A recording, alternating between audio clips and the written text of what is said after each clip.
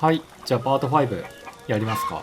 今回はこのかかりこ村でやれることを全部やろうかなと思います。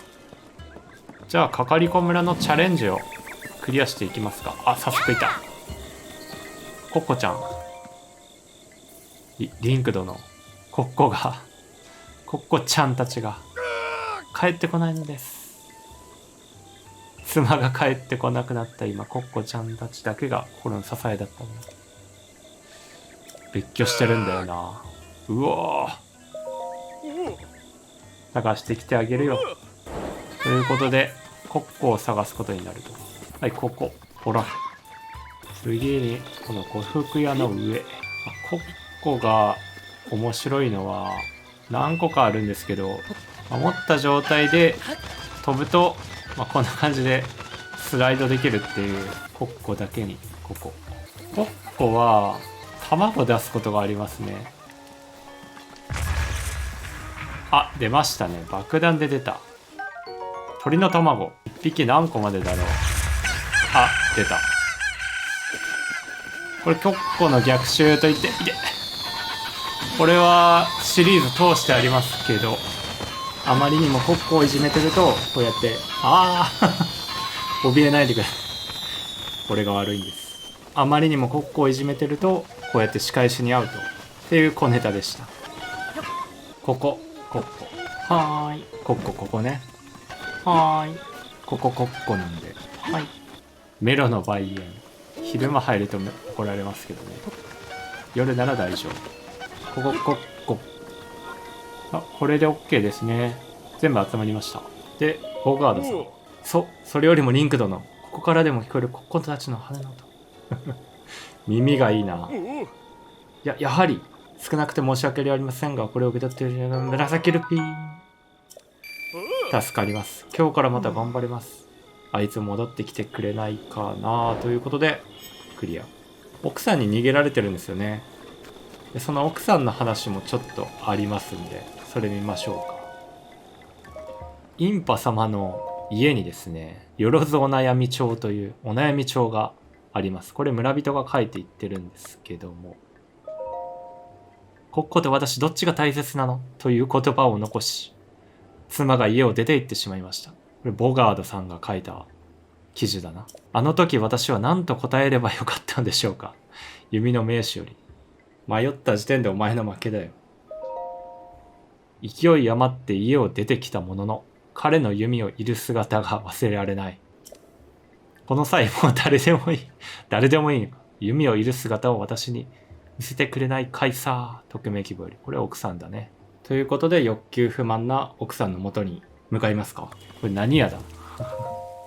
よろずやあろう。ここの主人なんですよね。お邪魔。うっす。お客さんなんて珍しいさね。この村には弓を使う若者がいなくてね。お兄さんみたいないい男が来てくれたらなんだかウキウキしちゃうわいさ。お兄さんのおかげで胸の高鳴りが収まらなくてね。ちょっとだけ旦那が恋しくなっちゃったよ。奥さん。そうさお客さん。ずっと思ってたけどその体つき相当な弓の使い手と見たね。奥さん。私はね、弓を使う男性に目がなくてね。私を弓で楽しませてくれないか奥さん。やりましょう。じゃあ村の女神荘の燭台に火をつけてきてくれるかいさね。奥さん。また若者の燃える矢尻で貫いて。出たな。任天堂得意の思春期男子に匂わせる特有の特有のテキスト。お得意ですね、宮本さん。ここの周りにある食台に火をつけるということになりますけど、ちょっと雨降ってるからな。あ、晴れた。まあこれで燃やしてでつける。あれしけってんのかこれ。はいはいはい、オッケー。これでオッケーですね。つけてきたよ。見てたよ。見てたの？見てたお客さん。あ、すごい腕前サメ。そう興奮してんだ。本当にいいもん見せてもらったよ。これはほんの気持ち。20ルピー。あの人もコッコにばかり筒を抜かさず弓の練習を続けてくれてたらね。ボガードさんのことなんですね。燃える矢尻で貫いてクリア。ボガードさん帰ってくるかもしれんよ。もうダメだこいつ。コッコのことばっかりだ。繁殖まで両個体を生み出そうとしてるもんな。コッコちゃんはずっとそばにいて。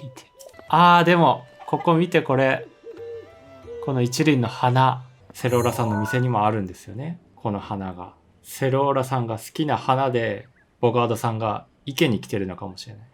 まあはたまたその逆か。憎らしい演出だねこれ。食台に火をつけたことでセローラの情熱にも火をつけたようだ。旦那とよりを戻す日はそう遠くはないのかもしれない。これはリンク殿。おかげさまで今日もコッコちゃんだけ元気に遊んでいますよ。コッコを持ち上げ高台から飛び降りる時のあの下腹部がもわっとなる瞬間。もうそういう理由なの？病みつきになってんのか。ダメだこいつ。ダメです、セローラさん。ダメみたいです。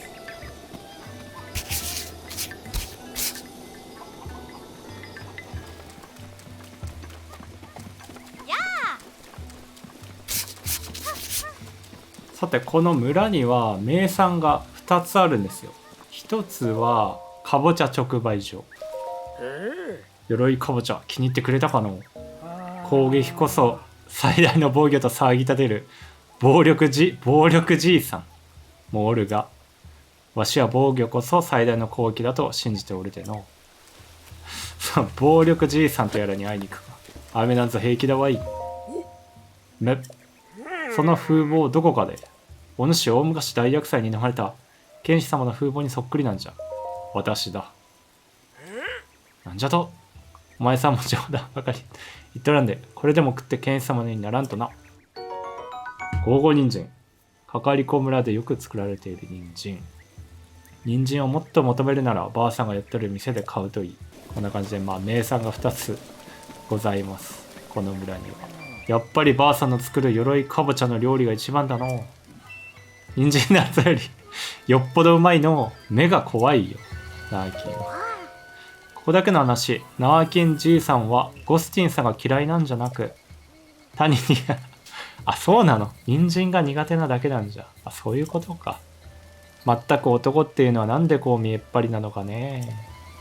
なるほどね。奥さんがこの梅の木のメロさん。特にこの梅は私が生まれた日にインパ様が植えてくださった特別な梅。雨なんぞは関係ない。荒らされんように待っとかんとな。失礼します。こら何しとるか。ということでめちゃくちゃ怒られると。なのでこれを決して壊してはいけません。荒らすべからず。壊すなんて人の心がないことは決してしないように。もしした場合などと言ってる場合じゃないわい。梅の木がなくなっとるんじゃ。なんということじゃ。今日でこのババの命も終わりかもしれん。私が生まれた日も雨が降っとったらしい。最後の日も雨とはの。ということで、ものすごく悲しいことを言うんですよね。こう梅の木と自分を重ねてるから、こういうことはやめましょう。リセットしましょう。どうした？なんじゃわしは急いどるんだ。ばあさんが待っとるからな。ここはばあさんの素材屋台じゃよ。一日数時間は顔を見んとな。心配なんだ。おばあさんのことが。シトラや。疲れてないかい？変な客に絡まれてないかい？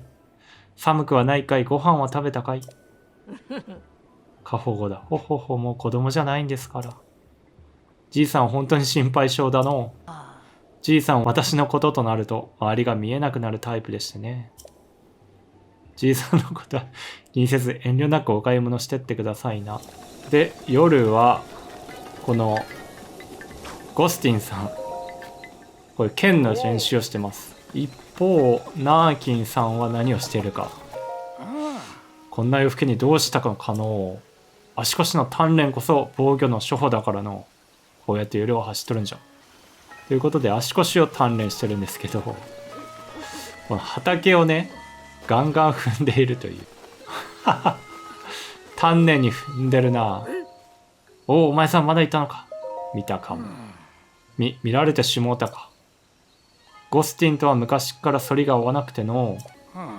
でもお前さんに見られて我に帰れたわい。畑を荒らしてうざ話するのは今日でおしまいにするとしようかの。そうしてください。何も知らないゴスティンさんが出社とのんきだな。今日もいい天気じゃのう。いい天気ですね。確かに最近人参の出来が良くてな。誰かが耕してくれとるんじゃないかと思うぐらい毎朝土の状態がいいんじゃ。踏まれてたよ丹念に。あれいいことなんだ。ちなみに寝言も聞けますね、ゴスティンさんの。攻撃こそ最大の防御なんじゃ。鎧かぼちゃがなんじゃ。あんなまずいもん叩き割ってやるわい。嫌いなだけなんだゴスティンさんもかぼちゃが。まあ仲がいいんだか悪いんだか。結構こういうね村人の設定もかなり作り込んであるんですよね。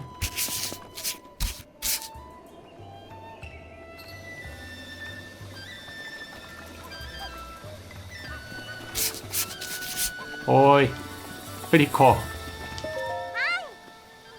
姉ちゃまご飯。プリコお暇。このプリコのチャレンジは昼間11時から4時の間ですね。遊ぼう。何する追いかけっこかかくれんぼ。まあどっちでもいいんですけど、じゃあとりあえず追いかけっこやるか。いいよ。プリコ逃げる。でも夜ご飯になったら姉ちゃんのとこ帰る。そうか。ってことでプリコを追いかけることになると。いた。おいおじさんが口笛しながら近づいてくるよ。はい口笛ダッシュで余裕だな。でも楽しかった。これプリコの宝物あげる。カチカチ。はい、岩塩。プリコはこの岩塩をくれるんですよね。しかも遊んであげるために岩塩をくれます。岩塩に困ったらプリコと遊ぶっていうのもまあ一つの手ですけど、普通に集めた方がいいと言えばいいですけどね。今回はかくれんぼしてみましょうか。じゃあどこかな。ここかな。この上かな。いたいた。隠れる場所は固定ですね。5箇所ぐらいあるんですけど、まあでも適当に探し回ってたら見つかるかなと。プリコ見つかった。でも楽しかった。これプリコの宝物あげる。カチカチ。どこから仕入れてんのそれ。岩塩。雨の日はプリコのお姉ちゃんここにいますね。ご飯作らなきゃ。ご飯作らなきゃ。そろそろプリコのご飯の用意をしないとなのです。可愛らしい。お父さんはいるんですけどね、今仕事中なんで。でココナちゃんがプリコのご飯を作ると。でその間暇なプリコちゃんは追いかけっこして遊んでたと。暇だから遊んでって言ってたって感じですよね。この2人もねかなりちょっと悲しい話があるんだよな。それをちょっと見ていきましょう。今日のご飯はゴーゴー野菜クリームスープにするのです。偉いね。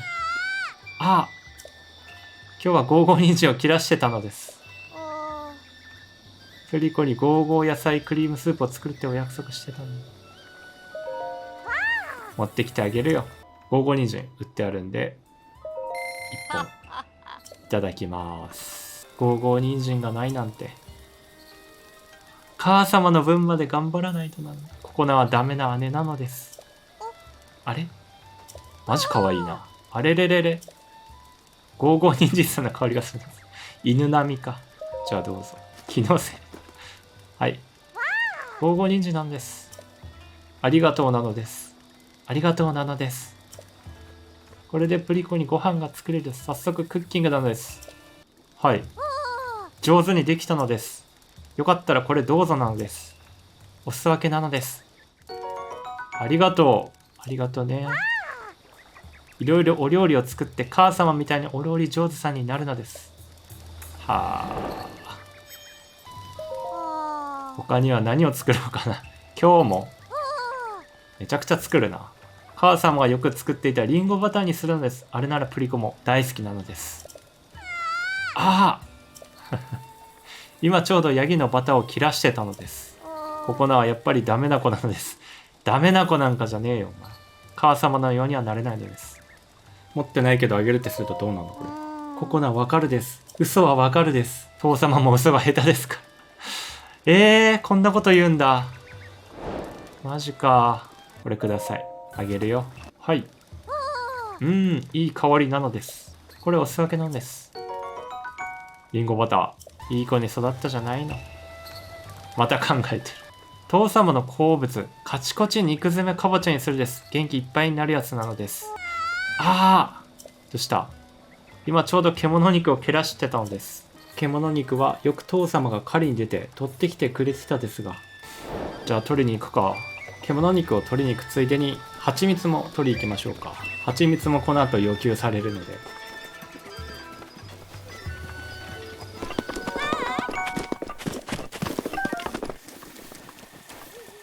あ、いたいた。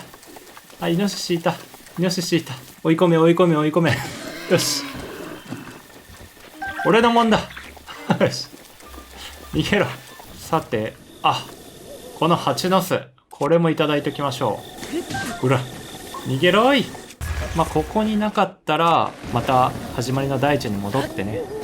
蜂蜜取ってきたらいいと思います。かかりこ村の近くにはないんですよね、蜂の巣が。獣肉あげる。元気出してくれ。ココナちゃん。これは、獣肉。ちょっと待っててくださいなのです。いい香りなのです。溢れ出る肉汁をかぼちゃの甘みが優しく包む。これぞ我が家の味なのです。これお裾分けなのです。Thank you。デザートは何を作ろうかな。早いな。母さんは好きだった蜂蜜リンゴにするのです。とろける美味しいやつなのです。これ食べなさい。蜂蜜。これは思い出したです。ココナがお熱を出した時、いつも母様がこれを作ってくれたです。カレーを作る時、母様はこっそりこれを入れていたです。うわん、母様。ココナ。これからももっともっと頑張るね。母様の味を作ることができたです。もうココナは大丈夫なのです。これもみんなお姉さんのおかげなのです。これを受け取ってくださいなのです。頑張り蜂蜜リンゴ。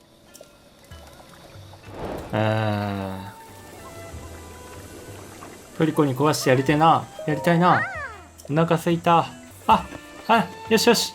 食べるのかはい。食べて。ごはん。一緒に遊ぶ。今を姉ちゃまご飯、兄ちゃまは後で。作ったから二人で、兄ちゃまとココナで作ったから。出してあげて、それ。出してあげて。プリコに出してあげて。ココナ。ちょっとごめんね。お姉ちゃん考え事しちゃってるから、これ。入れるだけこれ。食べて。ちょっと。食べてないじゃないか。プリコ、ここだ。私がママよ。プリコ、ママの言うこと聞きなさい。わあ。父様が帰ってくるまでココナ起きてるのです。リコちゃん、お家帰った。寝てしまった。帰ってきた。誰だ。そこで何をしている。なんだあなた様でしたか。びっくりさせないでください。てっきりあいつらかと。あいつら。ということでこの2人の父親はインパ様のお屋敷の門番デュランさんなんですね。デュランさんもまあ昼勤なんで、昼からまあ深夜まで門番してるんで、2人の相手ができないと。この子たちの母親はイーガダンの手によって命を奪われました。マジでやばいやつらでしょ、イーガダンって。それ以来ココナが母親代わりとなり、プリコの面倒を見てくれています。だからココナがご飯を作って、でプリコにあげてると。でプリコはその間暇なのでかけっこして遊んでるっていうね。私が不甲斐ないばっかりに。父様、ココナ待ってたよ。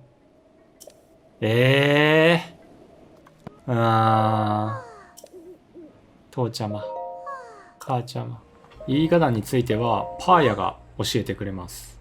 この村のことが知りたい。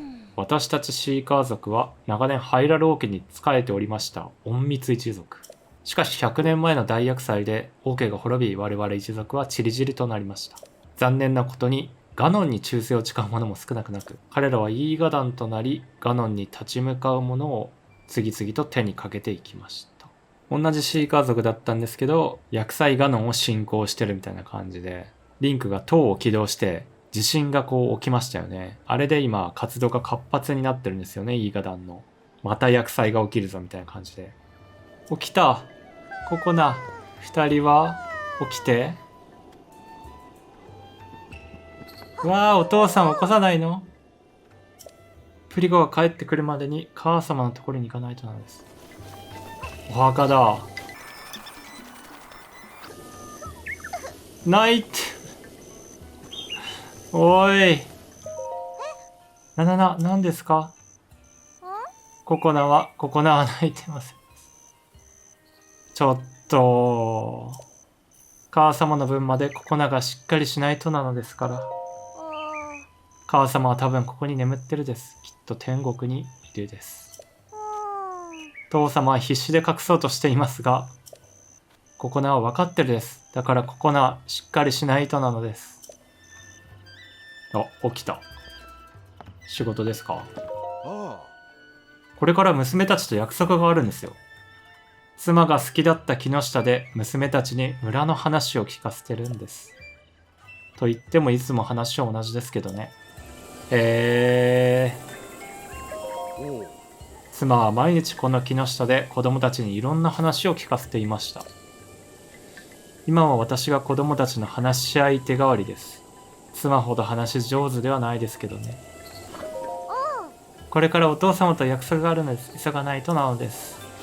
まあ朝はこうやって話を聞かせてるんだな。はい、かかりこ村でチャレンジが進まなくなったんで、インパ様が言ってた果ての村の方に行ってみようと思います。ただ行くだけではね、ただ行って帰ってくるだけ、すぐ帰ってくると思うんで。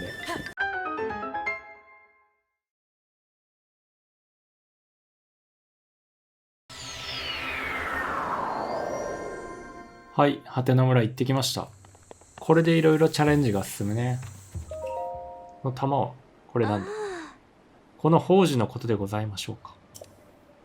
この宝珠は私たち一族が守るべきもの。この宝珠に認められし者、古の加護を受けん。その言葉とともに祖母の祖母の、そのまた祖母のずっと前の祖母から守り続けてきた。我が家の家宝でございます。パーヤは恥ずかしがり屋なので、裸を見るとかなり恥ずかしがります。何かお羽織りくださいませ。チラッチラッすごいモーションがよくできてる。誰がこんなことを。おいリンク様、ちょっと目を離した隙に宝珠が盗まれてしまったのです。朝から夕刻まで毎日宝珠を磨いておりました。磨きすぎだよすごいな。闇夜に乗じて何者かが忍び込んだことは間違いないのですが。なるほど。泣くなよ。リンクよ、パイはすっかり怯えておる。族もまだ近くにいるやもしれん。しばらくはパーヤのそばにいてくれぬか。何？はっ。リンク様、ありがとうございました。リンク様が一日中そばにいてくださったおかげで、私も盗人に立ち向かう勇気が湧いてまいりました。一日中？夜に怪しい動きをする者を見つけても決して近づかれませぬようチェックしよう。何全然嫌がってない。あんなに裸を嫌がっていたのに謎の一晩が経って嫌がらなくなった。ここから導き出される答えとは。カチカチカチカチカチカチどれだけ思春期の男子を悩ませるんだ。ということで夜中に不審な動きを早速やるけど夜中に不審な動きをしてる人を尾行することになります。作り込んであるようなかかりこ村。まずは現場の聞き込みだな。現場100回。己にするため毎日ドゥランと見張っておるというのに一体どうやって。村人以外この屋敷に近づくことさえできないはず。村人はとラズリちゃんとメロさんが屋敷を訪れたと。怪しい。あ、メロさんどうした？グホどうした？え？何それ？まさか見られてしまうとはの。まさか。実は私は大の人参好きなんじゃ。だがうちのじいさんは大嫌いでの。あ、そうなんだ。だからこうやって時々こっそり人参を食べとるんじゃよ。じいさんには内緒にしといてくれよ。そうなんだ。仲良くなれるといいね。王子はどこですか？盗んだ？ごほごほ。どうやって持っていくんだよ。びっくりして人参が詰まるかと思ったわい。こんなイベントあったんだな。面白いね。食べてる。今からラズリを尾行する。こいつが黒幕だ。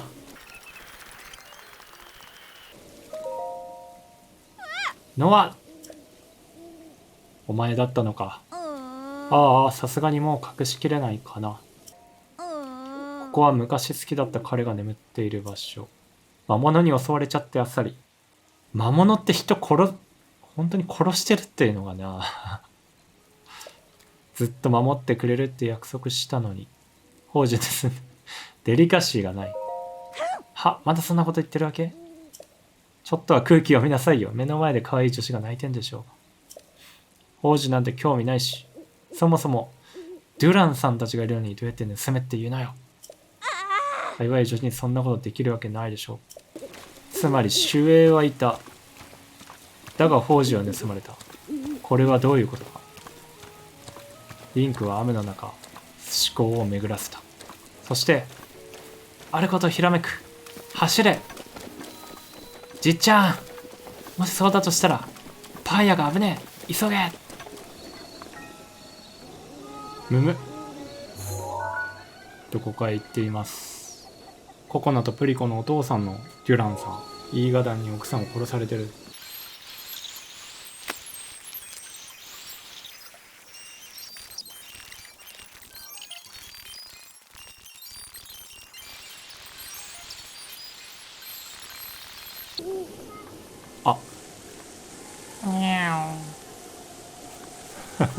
あ危ないとこだった。どこだ？出てこい。出てこい。いるんだろ。隠れてないで出てこい。イーガダン幹部。そんな大きな声を出さなくても私はここにいます。いなかったじゃないか。いなかった。宝珠を盗んだのはお前だな。お前が盗んだのか。デュランさんじゃなかった。思った通りこの宝珠はあなたたちの村にとって相当大切なものらしいですね。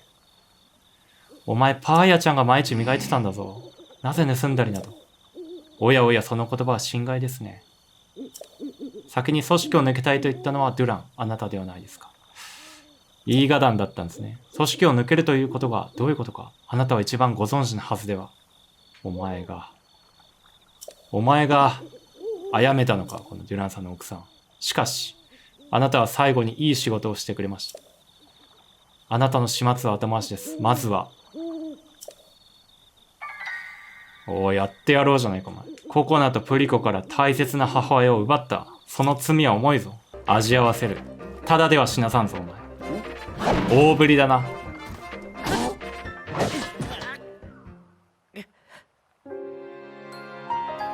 なるほどね。俺には無限の魂があるから。じゃあ作りますか。奴への復讐飯を。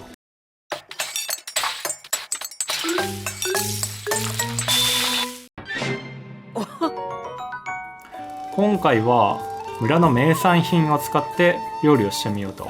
使うのは畑から取れたて鎧かぼちゃ、これを4つ、さらに獣肉、これを加えます。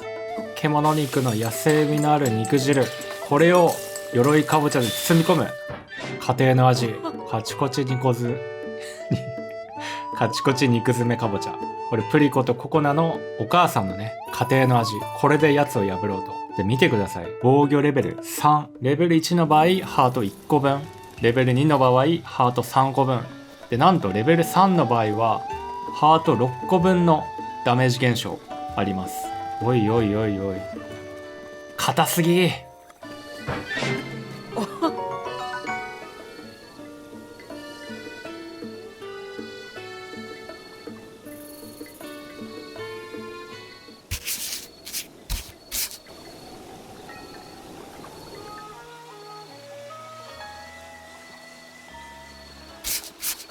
デュランさん、真面目に尾行する必要はなくて、先回りしちゃって大丈夫です。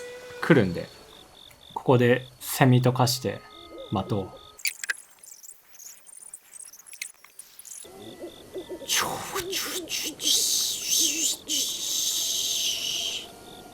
う。よし、許さんぞ。お母様の味、カチコチ肉詰めかぼちゃを食べ、母の愛に包まれた今、貴様の剣は通らん。かかってこい。あ、そう。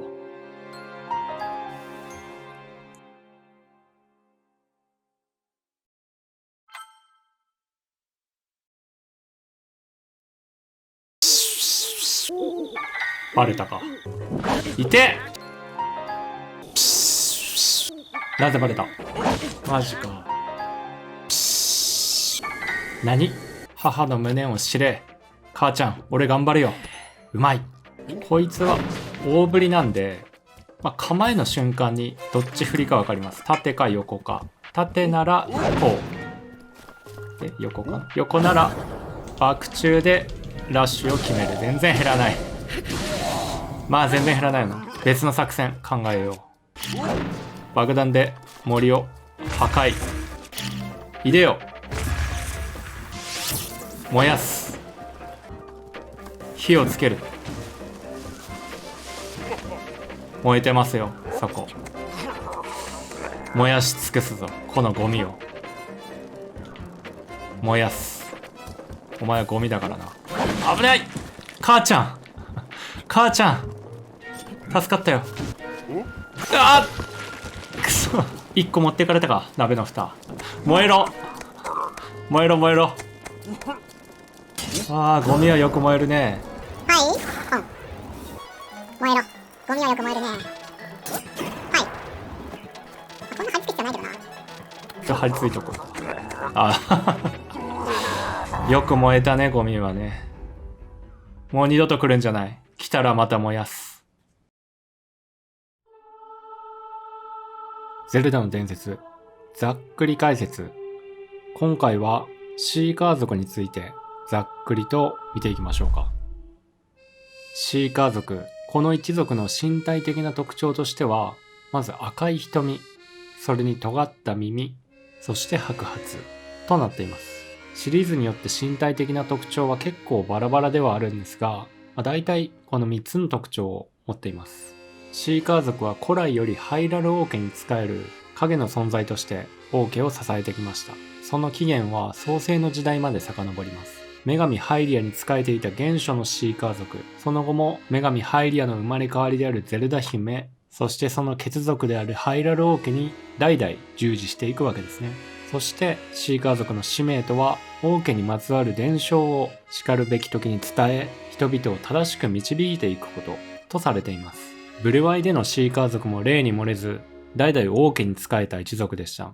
1万年前の厄災までは王家に仕え、非常に高度な文明を持つ一族として数々の技術を開発し、王家の繁栄を支えています。各地にある祠やタワー、リンクの持つシーカーストーン、海星の祠なんかもその時代のシーカー族の遺物なんですね。このことからもずば抜けた文明を持った一族だったということがわかります。そして1万年前の厄災襲来時には、シーカー族の高度な文明の助けもあり、厄災を退けたわけです。そして平和な世の中が来ましたが、神獣やガーディアンなどの強大な力を見てハイラル王は、もしもこのシーカー族が謀反を起こしたらと怖くなるわけですね。平和な世界に行き過ぎた兵器は不要だということですね。そうして王はシーカー族に技術の廃絶をすることを命じました。そして王家から追放してしまうわけですね。古代の伝承にもそれは描かれていまして、民衆から指示を受けて王が兵士を使わせてシーカー族を追い出しています。シーカー族を2つに分かれ、一つは女神ハイリアのもとへ駆け込み、もう一つはシーカー族の紋章を逆さにし武器を取る姿が描かれています。この伝承の通り、圧政を受けてシーカー族は大きく変化しました。一つは王家とのつながりを重視し、命令通り技術を廃絶し、かかりこ村のような隠れ里でひっそりと暮らすインパたちのような姿。もう一つは王家を見限った武闘派集団。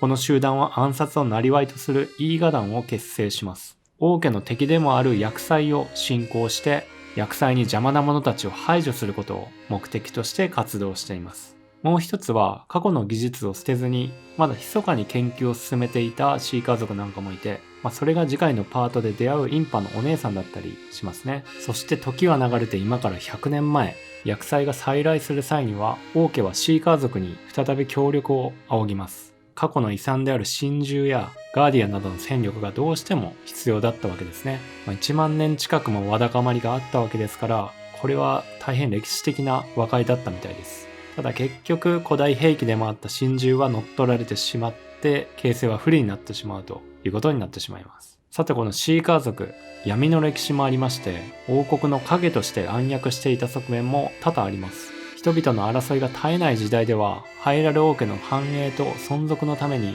拷問や暗殺などの汚い仕事を遂行していた組織なんですね。実際武闘派集団でもあるイーガ団はそのあたりをルーツとしてできたものです。時のオカリナでも闇の神殿というかかりこ村の墓地から入れるダンジョンがあるんですけども、そこには過去の拷問装置や牢獄なんかが生々しく残されています。闇の神殿自体がハイラルの血塗られた闇の歴史の象徴として王家にとって忌むべき記憶のため、この神殿について語ること自体が固く禁じられていました。ハイラル王家の繁栄の裏には闇があり、その闇を一手に引き受けていたのがシーカー族という時代が確かにあったんですね。というところで、まだまだシーカー族についていろいろ話せることはあるんですけど、長くなりすぎるのでこれくらいにしたいと思います。続きはまたの機会ということで、長いシリーズですからね。それではありがとうございました。また次回もよろしくお願いします。